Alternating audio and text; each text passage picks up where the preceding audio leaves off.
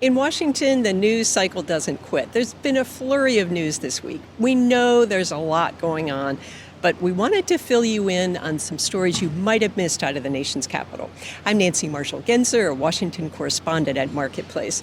The Department of Homeland Security announced this week that it's streamlining its systematic alien verification for entitlements database.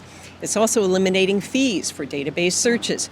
The overhaul is meant to make it easier for state and local governments to prevent undocumented immigrants from receiving benefits or voting. Now, that is very rare. In fact, the Bipartisan Policy Center found only 77 instances of non-citizens voting between 1999 and 2023.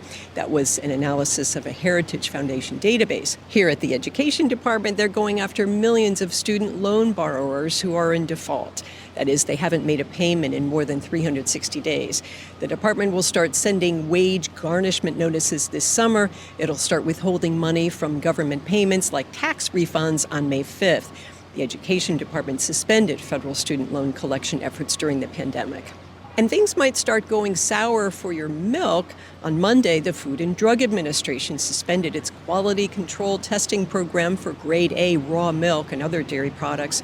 Reuters says in an internal email, the agency said staffing reductions in its food safety and nutrition division caused the suspension. Earlier this month, the Department of Health and Human Services laid off 10,000 employees, including some from the FDA, as part of the Trump administration's plan to shrink the federal workforce. Reuters says the FDA also suspended programs that made sure tests for bird flu in dairy products were accurate. Those are just a few stories you may have missed out of Washington this week. For more business and economic news, head on over to marketplace.org.